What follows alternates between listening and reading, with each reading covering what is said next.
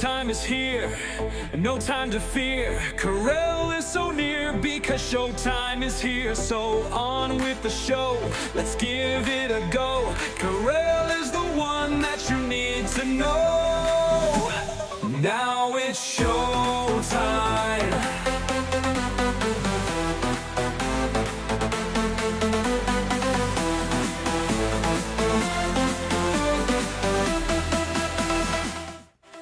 I know the number one thing wrong with America, and no one ever talks about it, but we are today. Also, it's time for a new news network, and I'll tell you what it is, so don't go anywhere, honey.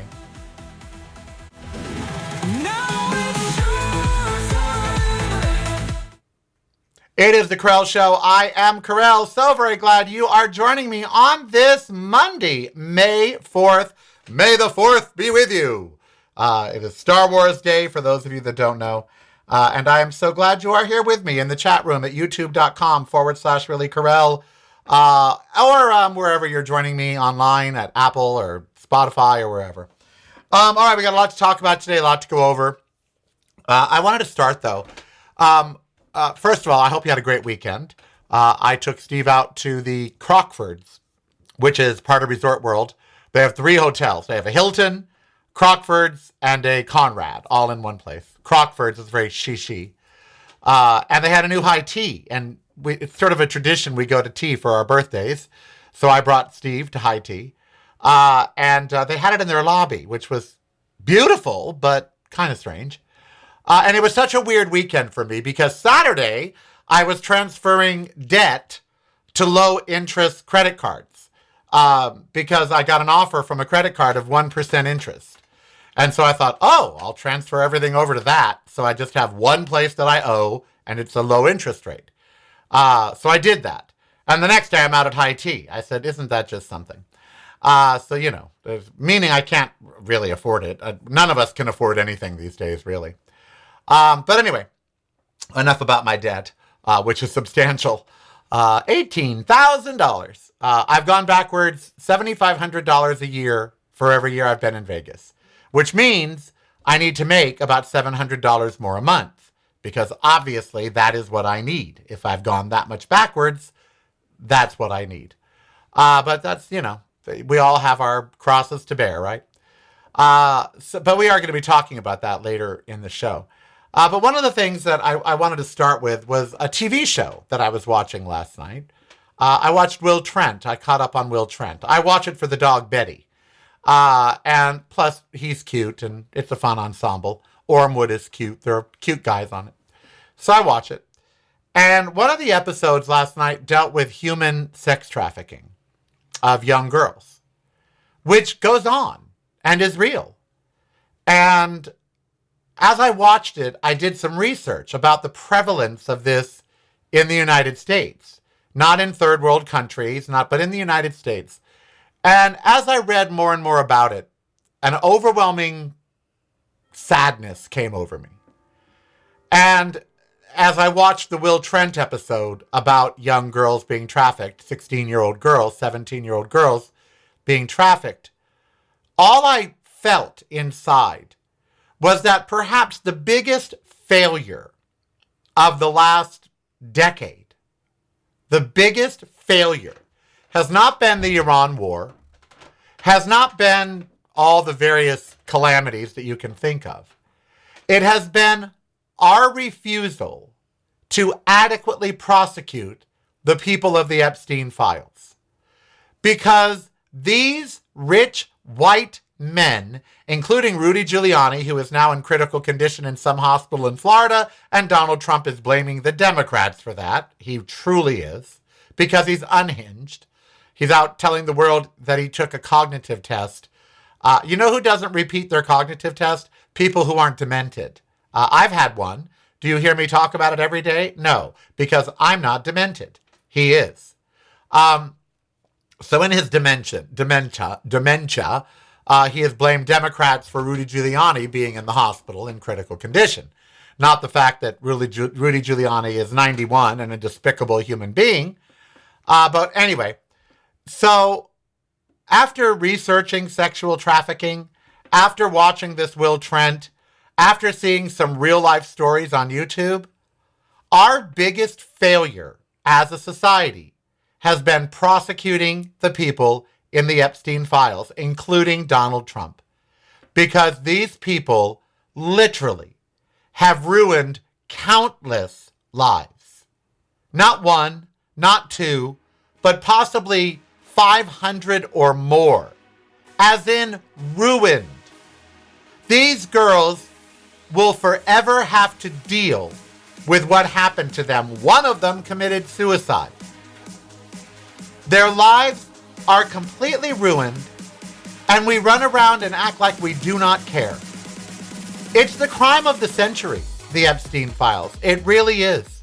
If you're not visiting reallykarel.com daily, you're missing out. Get the podcast, videos, and the blog, including recipes, at reallykarel.com. That's really KAREL.com. Showtime is here, no time to fear. Karel is so near because showtime is here. So on with the show, let's give it a go. Karel is the one that you need to know.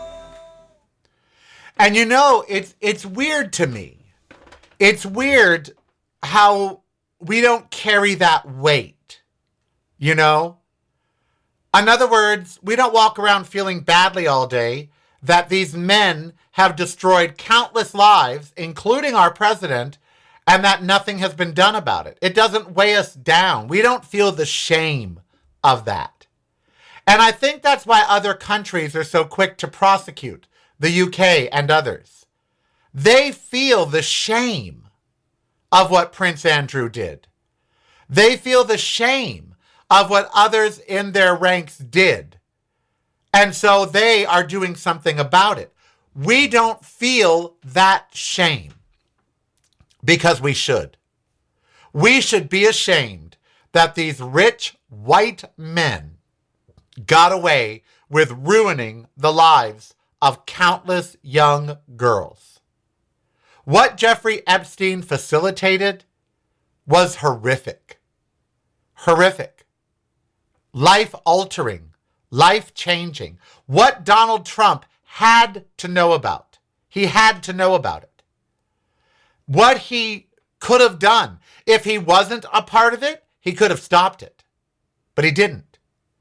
So whether he partook in the young girls or not, and I fully believe that he did, but whether he did or didn't, he could have stopped it. He knew.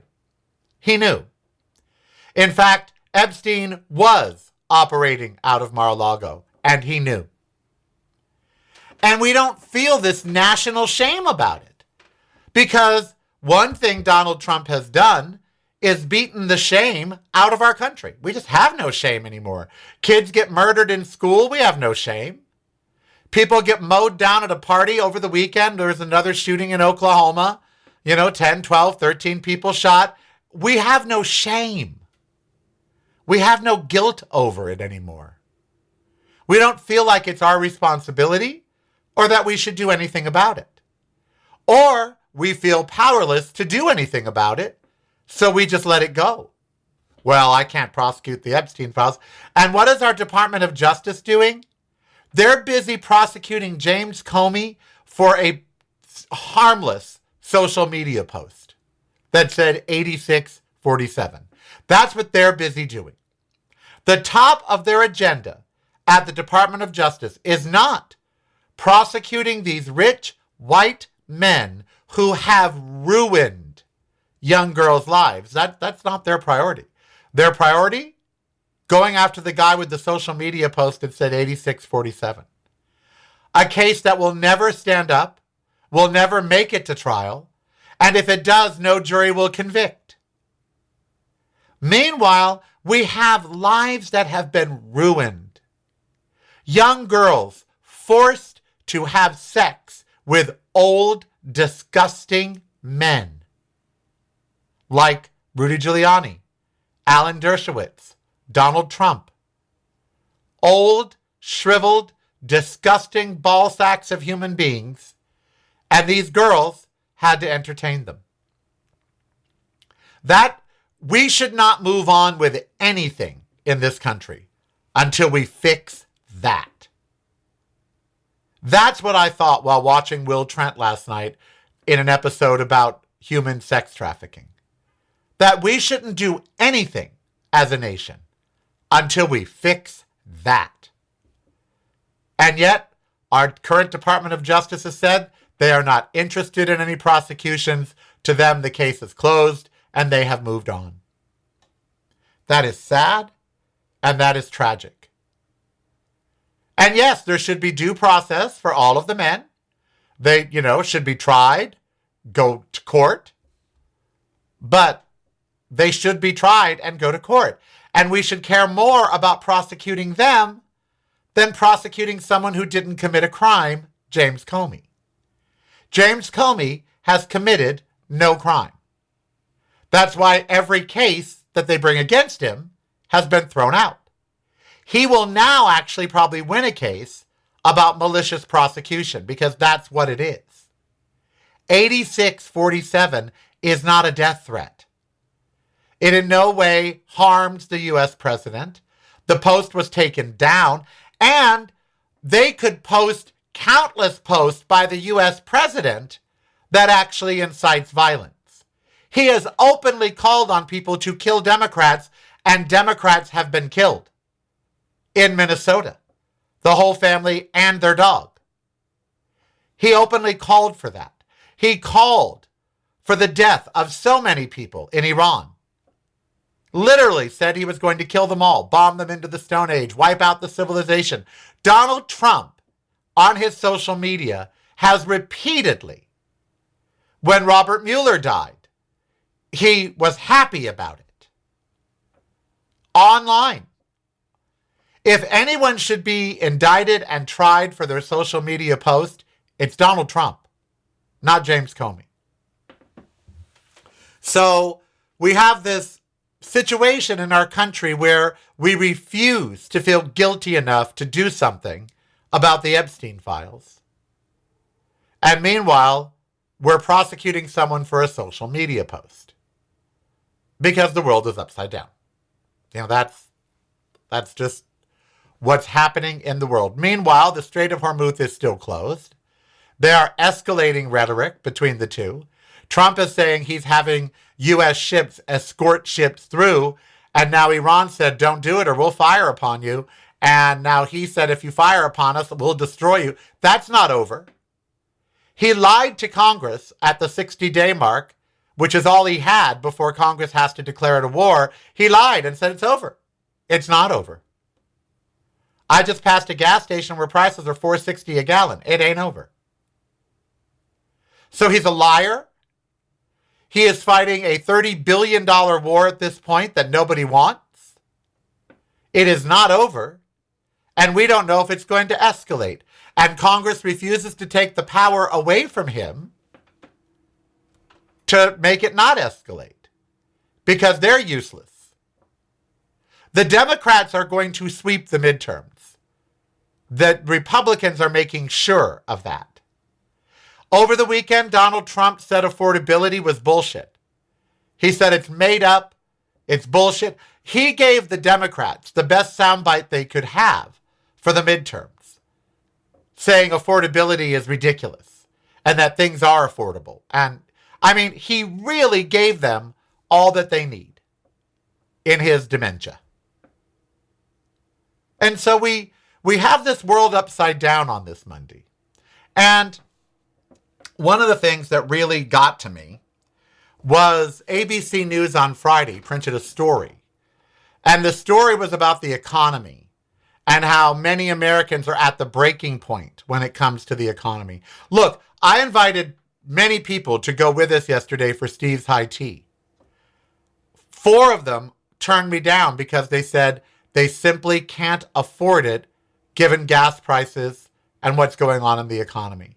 Now, it was only $65, but they were like, nope, that's half a tank of gas. We can't do it. 4 people. So when ABC News runs a story about how hard it is right now economically for Americans, I have to wonder, who is their audience? Because if you're an average American, that's not fucking news, okay? It is not news to you that things are more expensive and it's getting harder when it comes to your finances. That's not news to anybody except the rich. I think now news media, their sole purpose now is to explain things to the wealthy. Because every story that I see them run now on almost every news channel is stuff that if you're living in the real world, you already know. You already know. We don't have to hear 15 stories about fertilizer prices. We know by going to the grocery store. We don't have to hear how rising fuel prices are making it harder on American families. We sit down every month and pay our own bills. We understand. We don't have a business manager. We don't have accountants handling we are our business managers. We are our accountants. We can't fire ourselves. We got to deal with it ourselves. And so, they act like it's news to someone. That's like if I ran the bird news, it's like running a story on why birds fly. Well, they already know why, because they can. It is so ridiculous to me. And I came up with a why, actually. I came up why that, matters. And that's because of who owns the news and who delivers it, including the pundits on MSNBC and CNN and all of them. There's no shame in my game. You guys know that I live month to month, check to check, and that it's rough. You guys know that the last 2 months AFTRA didn't put my pension in my account, and so it's very, very tight on me, which is why I had to put some balances on that credit card on Saturday. Had to transfer some balances. I can't pay them off. I haven't gotten my pension in 2 months from a paperwork snafu. So there's no shame. You know that I am not only one of you, that probably most of you are in better financial case or situation than I am. And so me talking about the news, I talk about it in a different light because I'm living it. But the newscasters, even the good ones, Rachel Maddow, all of them, even on David Pakman, Stephanie Miller. Stephanie Miller was at a big benefit this weekend with Gene Smart from Hacks and Nancy Pelosi. You don't get into that for free. So she's fine financially. David Pakman is fine financially. So they sit here and they talk to you every day about the economy or about this or about that. And yet they don't really feel it. And it's the same with the news. Most newscasters on CNN, MSNBC, Fox, all of them make more than $100K a year. In fact, most make 150 or more. I really think it's time for PFNN, Poor Folks News Network, or RFNN, Real Folks News Network, where no newscaster makes more than 100K a year. Where the person sitting there giving you the news or any guest on the panel isn't just talking out their ass because they're actually living it. I love The View, but Joy Behar, Whoopi Goldberg, they don't feel your pain. Oh, they sit there and they get outraged, but they don't feel your pain. They're millionaires. They're millionaires. Millionaires don't know what it's like to be alive in today's world. Millionaires don't have to decide between X and Y. Millionaires aren't worried that as they age, they may not have the money for assisted living and Medicare won't pay and they have too many assets for Medicaid. Millionaires don't worry about that. Millionaires don't worry about the copay on their drugs and should they get this drug this month or skip it and buy food and gas. They don't ever have to make those kinds of decisions. You have to make them. I have to make them. Most of America right now has to make them. And so we need a news media that actually understands where we are as people and where we are as a nation. 4% of us are millionaires. 4%. 4.2%. Well, let me rephrase. 4.2% have more than $1 million in assets for retirement. Now, I don't know exactly what percent of America are millionaires. We can ask. What percentage of America are millionaires? As of 2026, about 8.8% of American adults are millionaires, So- which is roughly 24 million people. 24 million people are millionaires. 8.8% of America. That means, okay, and in that number would then be included the top 1%. So let's go with, 9%. That means 91% of America does not have $1 million. 91%. So who is the news for? They got to tell you you're broke, in case you didn't know. It's mind-boggling to me. It is. Patreon is the way to show you care. Subscribe today if you dare. Keep the show on there. Patreon is the way. Now it's showtime.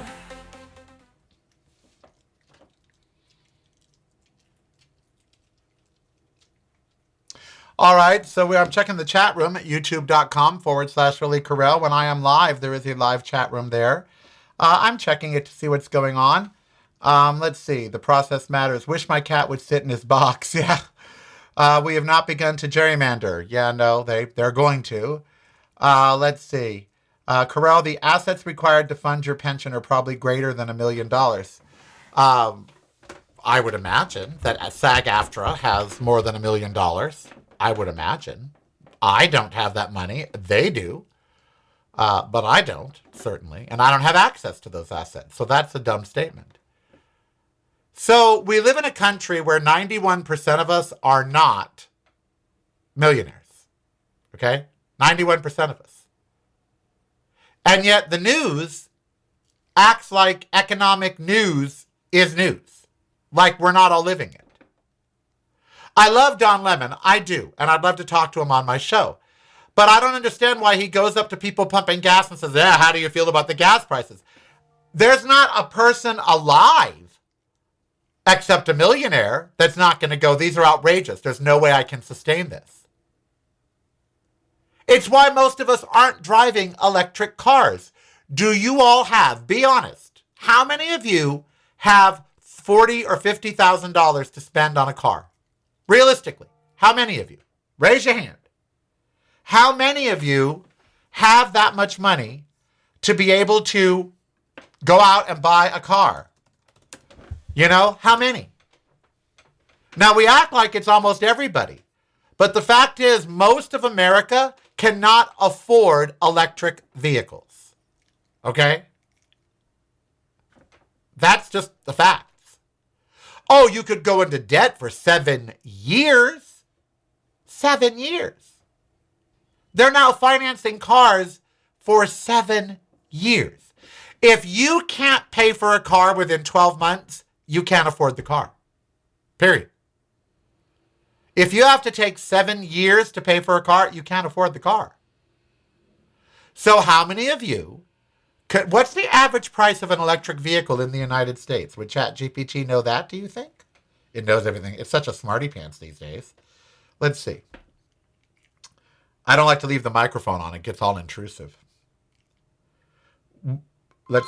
What is the average price of an electric vehicle in the United States? Let's see. It's thinking.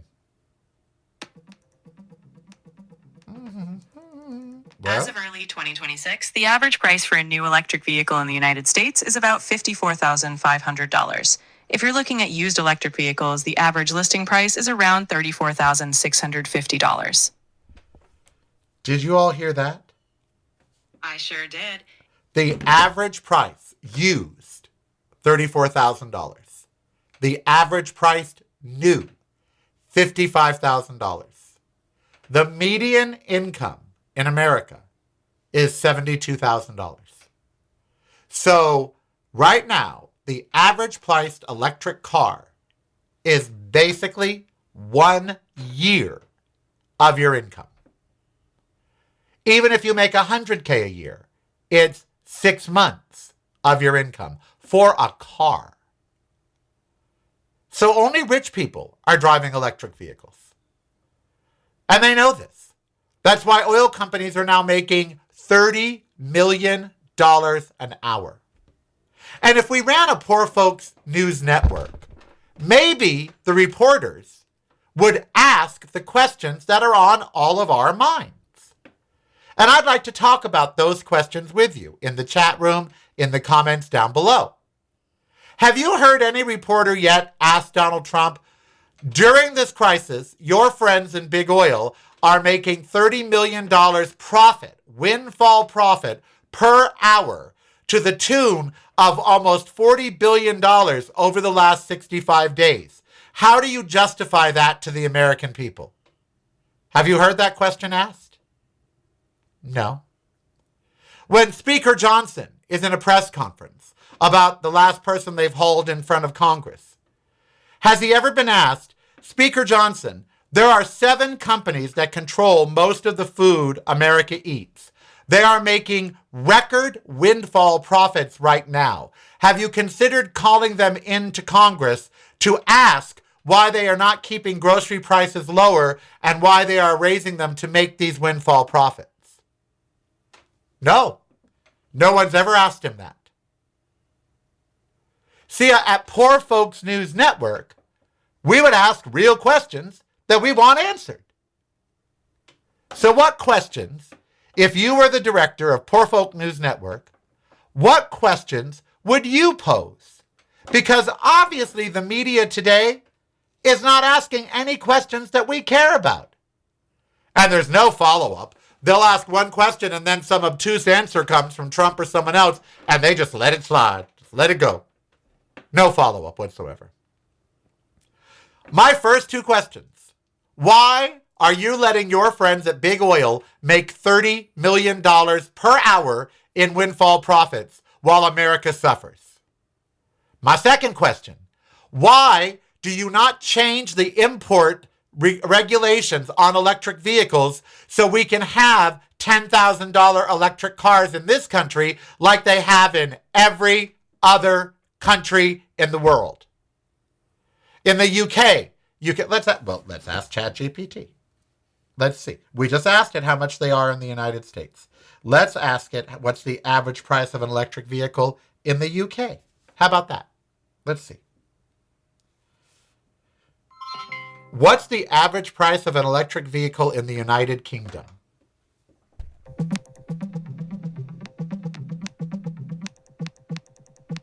In the United Kingdom, as of early 2026, the average price for a new electric vehicle is around £42,620. This is actually a bit lower than the average petrol car price, which is about £43,405.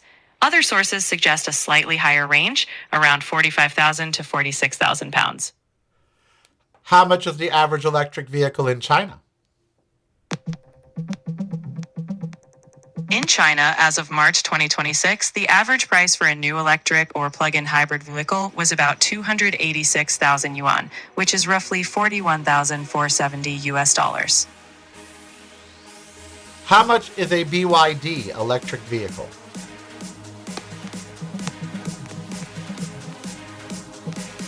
BYD electric vehicle prices vary by region.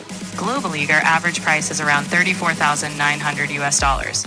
In China, a mid-sized model starts at about $22,000, while in markets like Broadcasting Australia, from a completely different point of view. $44,000. Yours. Listen daily to the Karel Cast on your favorite streaming service.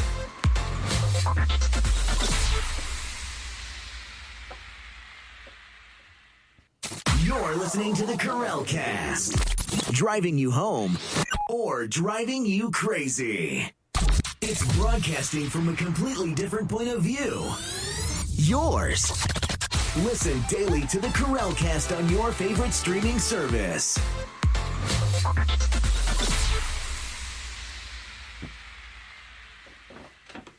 You're listening to the Karel Cast. Driving you home or driving you crazy. Now it's your time. So electric vehicles are thousands of dollars cheaper across the globe. The highest country in the land, United States. So as petrol prices are soaring, we have no alternative. I have my motor scooter. You know, today I had to do the show a half hour late because I had to bring my car in, the 2001 Lexus RX 300 with 204,000 miles on it, to get smogged. The check engine light keeps coming on, and they can't figure out why. They can't. They have done everything they can. The VSC check engine light always comes on.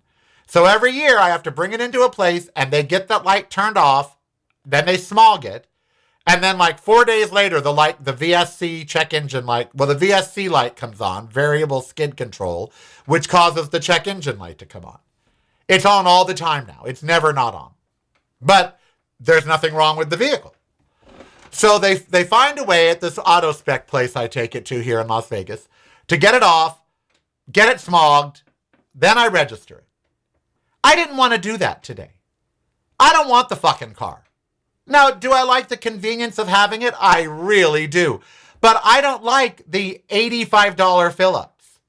I don't like the $170 a month, and that's the cheapest I could find, AAA insurance for a car whose Blue Book is $2,100. So every year, I pay more in just liability insurance. That's all I have. I pay more in liability insurance than the car is worth every single year. If you add up the $2,300 a year for insurance, the $80 a month gas, which is another $1,000, that's $3,300, and then you add in the various mechanical expenses and things, that car is between $400 and $500 a month. And I'm not alone. You pay that for yours. We all pay that for our vehicles. But we live in a country where you basically cannot not have a vehicle. So I use my Pageo MP3 500 motor scooter almost all the time now. It's a fabulous ride.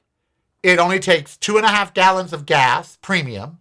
So the fill up is like $15 now, but that takes me 300 miles. So I use it everywhere now, all around town, you know, wherever I can go. It's just cheaper. And if I didn't need the car to carry Ember's, if I didn't have Ember, I would probably get rid of the car. And that's the truth. But I need her stroller. I need, a place for her. She rides on the motorcycle, but also shopping. I can't grocery shop on the MP3. And I can't pick up Steve and then go somewhere like we went to tea yesterday. So, but I wish I didn't have to have it. I really do. Because I'm of the age now where I'm like, I could be putting $350 a month into a stock account. And it's not much, but maybe over 10 or 15 years at $300 a month, I would have something in my 70s. But instead, I got to give it to oil companies and insurance companies and tire companies. And it's ridiculous. And if I want a more fuel efficient, better car, I would have to go into $30,000 debt just to get an electric vehicle. It's crazy. That's what poor news network. That if I had a news network, those are the things trying to tell people how to navigate those waters. Try to make them rally their Congress people for better public transportation. I see these Zooks and Waymos all around town now. Little automated pods. Those should be free. They should be free. They should all be electric and they should all be free. You should be able to call a little pod to your house and have it take you wherever you need to go for free. That's how public transportation should be.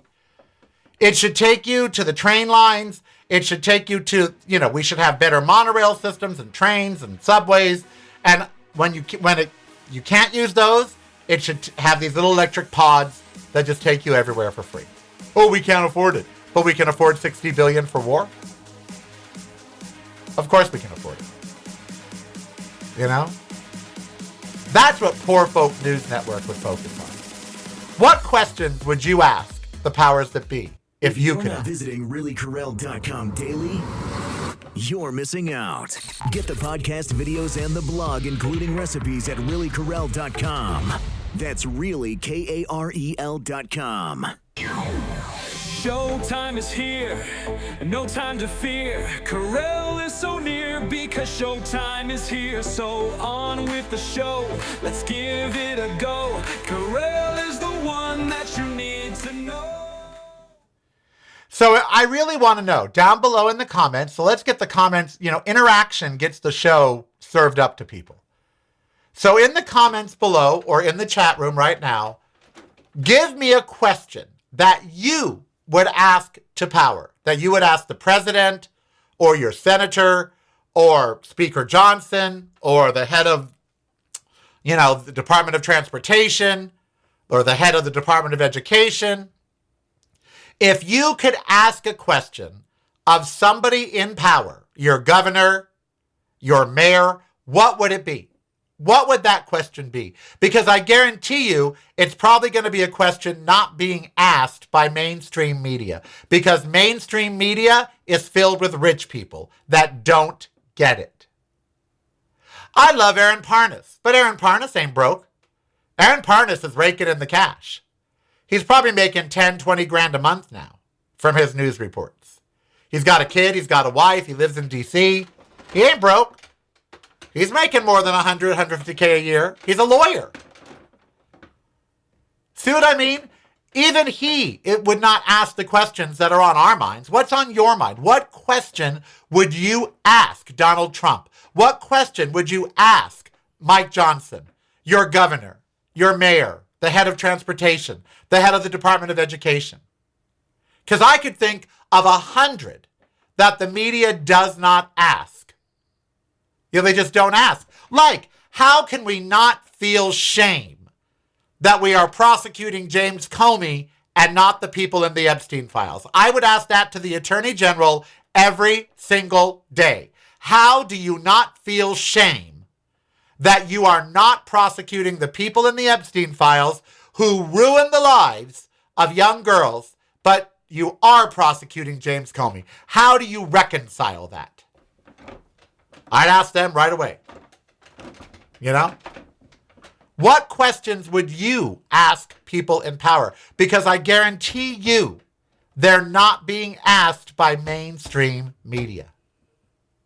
Because mainstream media is owned by billionaires and delivered by millionaires. I can't think of one news host that's not 100,000-aire. I can't. If they're sitting there at CNN, if there's even the pundits, Adam Mockler, he's making bank now. He's 23 and he's making bank. And he's anti-boomer. I like Adam Mockler, but when it comes to his anti-boomer stance, I say, fuck you. We gave you the life that you have right now. We built all of this. You don't like it? Rebuild it. But don't sit there and down boomers. And that's all he does.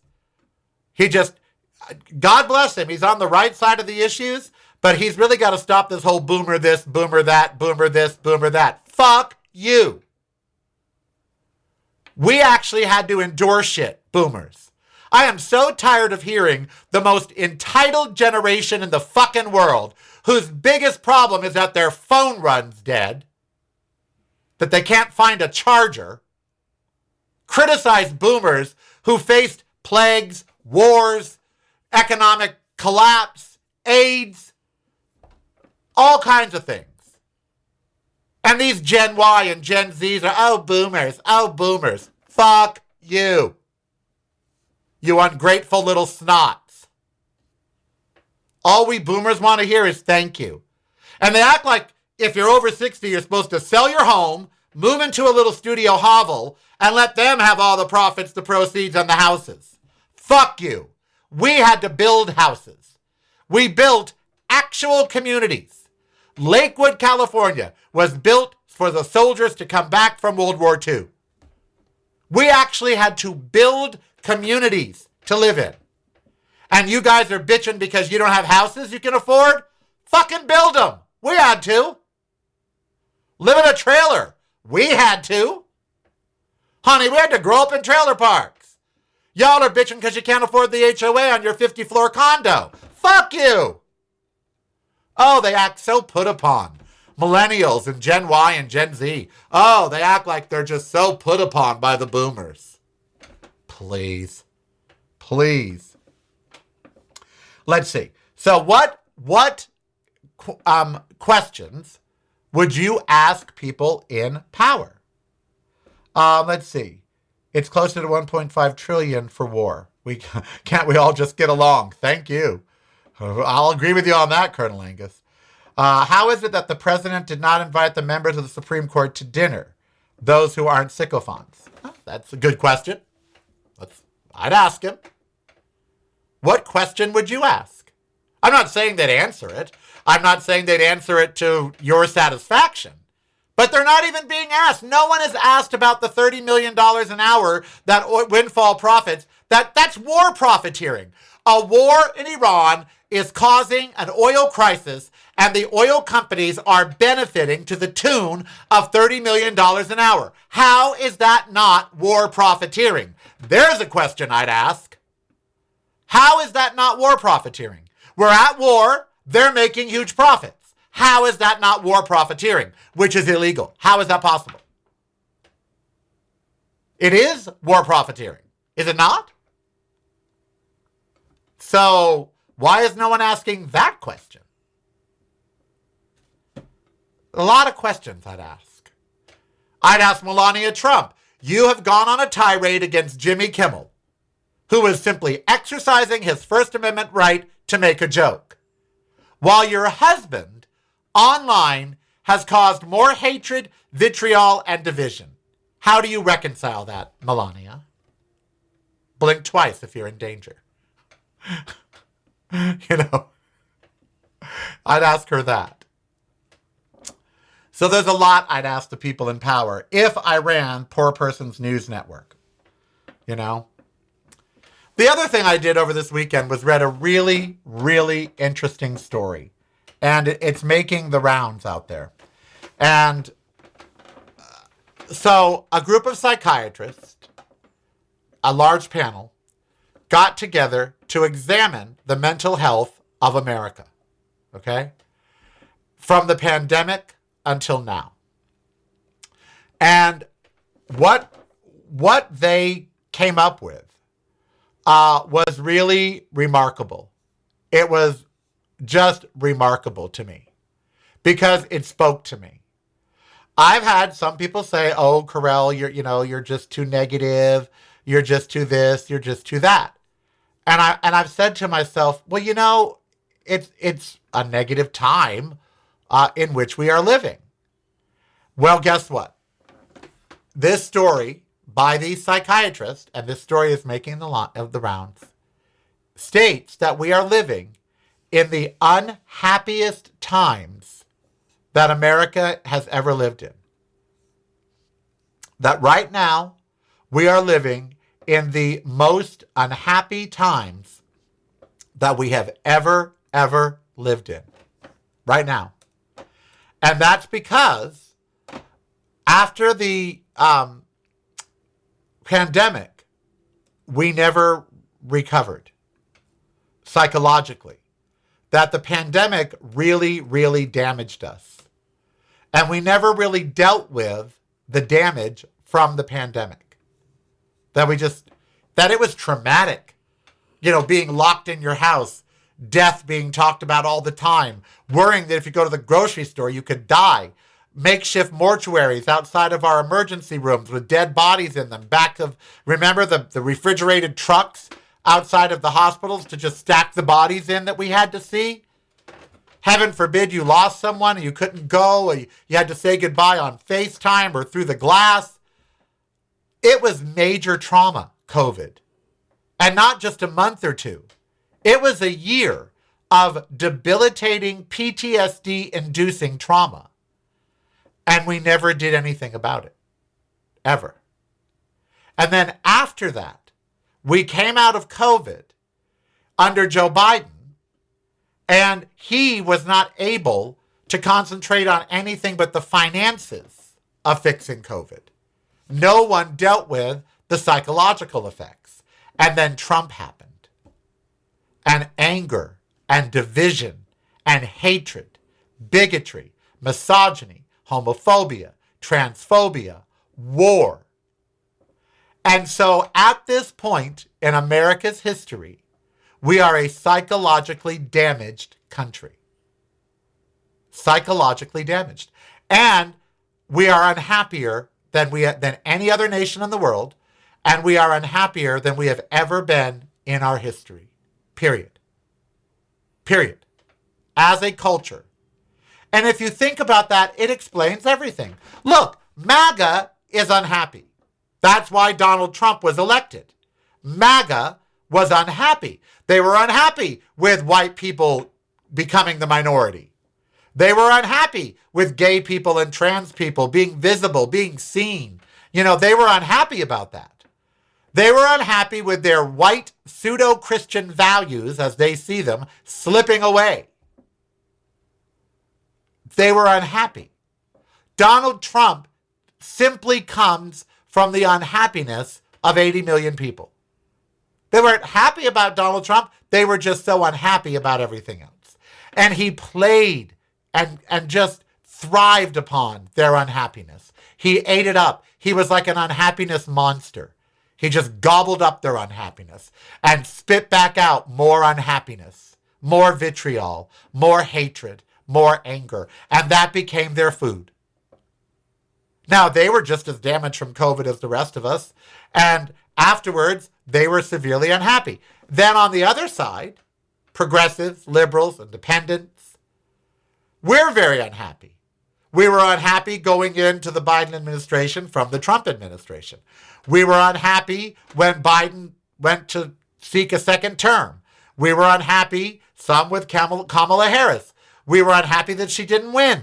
There's so many other things in society. We're unhappy with gas prices. We're unhappy with the economy. We're unhappy with health care. And we've been unhappy with health care. I always said about the opiate crisis that the opiate crisis was not a drug problem. It was a happiness problem. Happy rats don't medicate. Unhappy rats medicate. That's a scientific proven experiment. We are medicating with opiates, with cell phones, which release oxytocin in your brain. We are medicating because we have a national unhappiness crisis for 91% of us who aren't millionaires. No one's addressing it.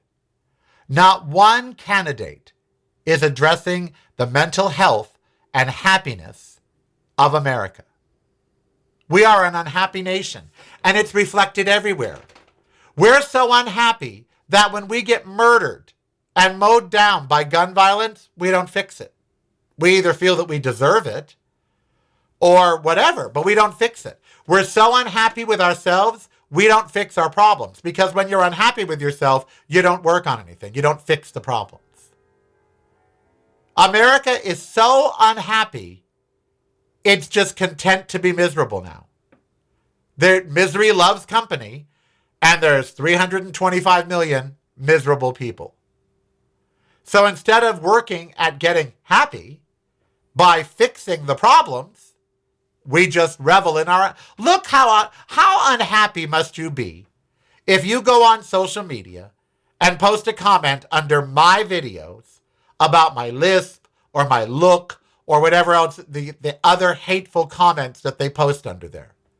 How unhappy of a person must you be to attack somebody you don't even know because you don't agree with them ideologically? How unhappy must you be? How unhappy must you be to support a convicted, sex-offending, fraudster felon? How unhappy must you be to think that's the person that's going to save you? That's a lot of unhappiness right there. How unhappy must you be as a Democrat to tear every other Democrat down? Democrats aren't coalescing behind Pete Buttigieg or Gavin Newsom. All they're doing is bitching and moaning about everybody. Look at California. The Democrats in California can't even coalesce around a candidate for governor. They're going to end up having a Republican governor because they just can't seem to get on board with anything. Because we all live in this perpetual state of unhappiness now. And you're saying, oh, that's not me, Karel. I'm relatively happy. Stop it. Stop it. You're not. If you examine your life deep down, there's unhappiness there. Even if you're just unhappy with how unhappy everybody is. Or unhappy with how negative the news is. This article was groundbreaking. It was so interesting. I'll post it on Patreon. Such a great read. Patreon is the way to show you care. Subscribe today if you dare. Keep the show on there. Patreon is the way. Now it's showtime. Oh, great questions. I asked you all to post your questions. What would you ask Truth to Power? From the chat room. Why is affordable housing still not affordable for the average working family? Couldn't agree more. Here in Las Vegas, we just opened affordable housing, and the mortgages or the rents start at $1,900. And I said, well, how is that affordable? By the national formula, if you're paying $19 in rent, you have to make $6,000 a month or $72,000 a year. That's not affordable housing. Affordable housing is $500 a month. That's See, that's what I mean by poor news network. Anybody that doesn't make $100K a year or more will tell you $2,000 a month rent is not affordable. Because that means at $2,000 a month, that's $24,000 a year, which means you've got to make $75,000 a year. And most people don't. And so affordable is $1,000 a month. That's a great question. I would ask, with all the cuts that were made by Doge, where was the money reappropriated towards? Agreed. And all the tariff money that came in, where did that go? And all the Doge money that allegedly was cut. We got to cut all the AIDS funding. We got to cut USA aid. We got to cut this. Well, okay, where the fuck is all that money? Why have they not asked that? Not one member of the media has asked, where's all the Doge money? Who got it? Where did it go? Because they know the answer. It went to Donald Trump. They know the answer. That's why they don't ask. Oh, yes, girl. All we have nowadays are the lying news networks. I agree. We need the Poor Folk News Network, PFNN. Well, no one likes to be called poor. So Real Folks News Network, RFNN. Welcome to the Real Folks News Network. I am your broadcaster, Karel. I do not make $100,000 a year. I worry about money just like you. So let's get to the stories that are number one in your world. I'm telling you. You know? Oh yeah, where are the missing immigrants? We're not keeping track of these people that ICE just carts away. 1,400 people from Alligator Alcatraz went missing. Where'd they go? Were they fed to the alligators? These are great questions. No one's asking them. That's why we need Real Folks News Network, RFNN. You know? Because the question on my mind this weekend, what credit card has the lowest interest rate so I can transfer balances over? That'd be a great story to do in the media. The top 5 credit cards right now for balance transfers. That'd be a great, you know. The top lenders right now for low rate second mortgages. More topics that deal with money. If I ran the Cooking Network, the Food Channel, fuck all the programs on the Food Channel. I am so tired of seeing rich people cook rich people food. I'm sick of it. You know what? If I ran the Food Channel, I would show every show how to make shit at home. How do you make your own nut milk? How do you make your own proteins? How do you make your own everything? How do you make your own ketchup? How do you make your own barbecue sauce? Have you seen the price of ketchup? A bottle of ketchup is $6 fucking dollars. $6 for a bottle of ketchup. How do you make ketchup at home? How do you make mustard? How do you make mayonnaise? How do you make the staples? You know? How do you shop for a family for under $150 a week? That's what should be on the Food Network. Not more pampered chefs competing against each other to open restaurants none of us can ever go to. We need to bring reality, real reality, back to television and streaming. We need the Real Folks News Network and the Real Folks Cooking Network, Food Network. RFFN and RFNN. Real Folks Food Network and Real Folks News Network. That's what we need. If I were Ted Turner, that's what I would have started. I tried to watch the Food Channel. I'm like, are you kidding me? I'm never going to make this shit. You know? Show me how to make tofu. That I'd like to know. Well, I know how, but you know what I mean. If I didn't know how. Every 2 days, I make soy milk or almond milk or oat milk, which is really hard to make at home because it gets slimy. It's got to be very cold water and very short blending. But, you know, I'd show people how to make, like, this week, I think I'm going to take you in the kitchen and show you how to make seitan out of Vital Wheat gluten because it's so expensive in the store to buy the seitan pieces and stuff like that. And it's dirt cheap to make.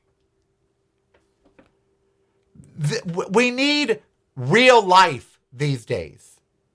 And that's why we're so unhappy. It goes back to this news story about unhappiness. Part of the reason we're unhappy is all of the advertising, everything that we see in culture is geared towards rich people. Everything. Car ads, hotel ads, even in Las Vegas. You know, Las Vegas used to be a place where people that didn't make a fortune could come and act like they did. They'd get $5 buffets and free drinks while gambling. They felt like high rollers, even though they weren't. They'd get great hotel rooms for $20. So they came here and they felt like the other half. And that was the draw of the city. They would see a show for $25. Now, we were at Crockford's yesterday for high tea. I looked up how much the average room per night is at Crockford's. They start at $500 per night. I'm like, well, who has that? You know? And so every ad we see on TV is for products we can't afford. Drive the new Mercedes 500. Yeah, $78,000. You know, oh, drive the new Kia Niro. Okay, well, $52,000.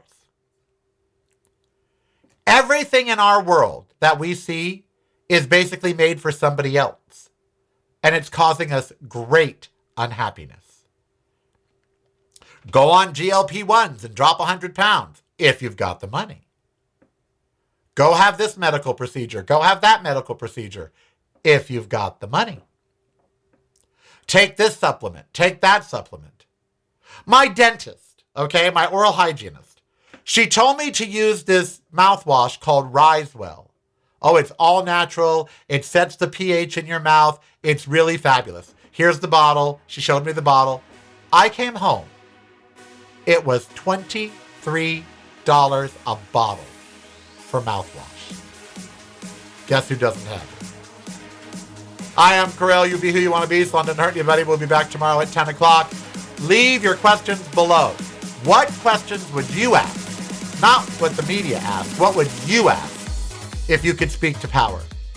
What would the question be? It's broadcasting from a completely different point of view. Yours. Listen daily to the Karel Cast on your favorite streaming service.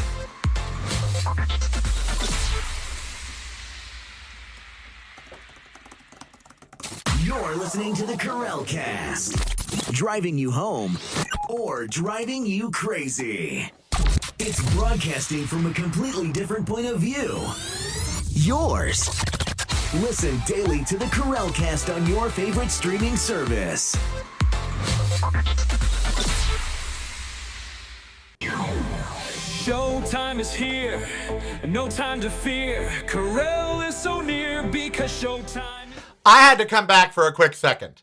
Someone in the chat room said, Oh, you're batshit crazy. Rich people own companies who hire people. Get a grip on real life. By the way, how much money do you make? Not a lot. But that is the argument I've heard my whole fucking life. Without rich people, you guys wouldn't survive.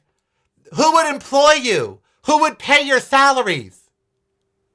You do realize that the average CEO now makes 500 times the normal worker. That's a new phenomenon. These people do not understand how it used to be, where your boss at a company didn't make $10 million a year while you made $50K. We didn't have Amazon, where the warehouse workers are struggling, or Walmart, where they literally give you the information to go get on food stamps when you have a full-time fucking job, and yet the Waltons are some of the richest people in the world. We did not have that. Reagan started that. And then it got worse and worse and worse. And this argument that rich people actually care about people who aren't rich is so fucking stupid. We are a liability to them. That's why they let us starve, let us be homeless. That's why they set prices for products and don't fucking care if we can pay or not. That's why in the oil crisis we're in right now, instead of oil companies dipping into their billions of profits and take less profits to keep prices affordable, they jack up the prices so they can make $30 million an hour in windfall profits and maintain their other profits. The notion that the rich people in this country care about the poor people is the most fucking absurd thing I have ever heard. They don't. They care about you if you can vote. They care about you if you can perform for them or if you can consume from them. The minute you stop being able to work for them or buy from them or vote for them, they don't fucking care about you. Oh, are you old now and you can't consume anymore? And you can't generate wealth anymore? Well, then we don't care if you die in some shithole. Go get on Medicaid, liquidate all your assets, lose everything you've had your whole life, and die in some shithole. I mean, you can't consume anymore. You can't work anymore. What fucking good are you? Proof that the rich do not care about you is how we treat our elderly. Because they can't consume anymore.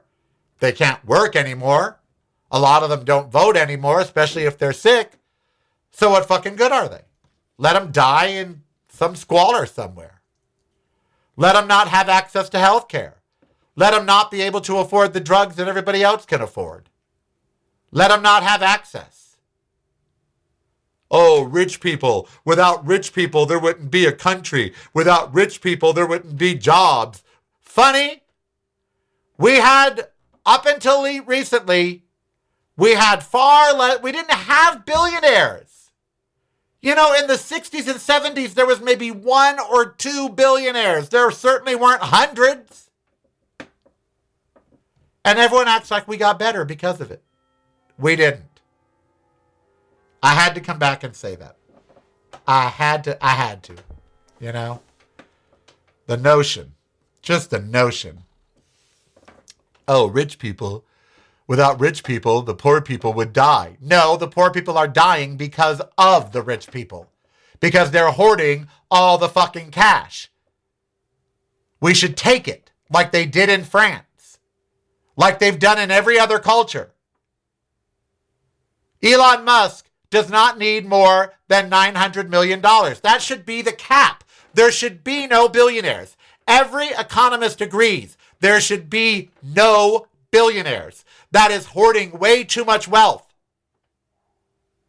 We are heading for a societal collapse because of the wealthy. And yet the poor defend them. That's the biggest kick in the teeth in my life to me. Poor people defending rich people. That's like Jews defending Nazis to me. It is the most ridiculous thing I've ever heard. Poor people. And they constantly defend Elon Musk or Bill Gates or Jeff Bezos. They worked for it. Why don't you go get a job? Poor people defending rich people is literally like Jews defending Nazis. It is, or like liberals defending Donald Trump. It is the most ridiculous thing I have ever heard in my life. And yet they do it.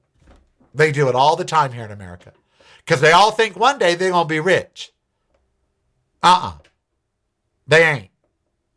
Just a shame. All right. I'm going to go now. Much love to you. I am Karel. Be who you want to be. So don't hurt anybody. We will see you tomorrow. Bye, everybody. Bye, bye, bye.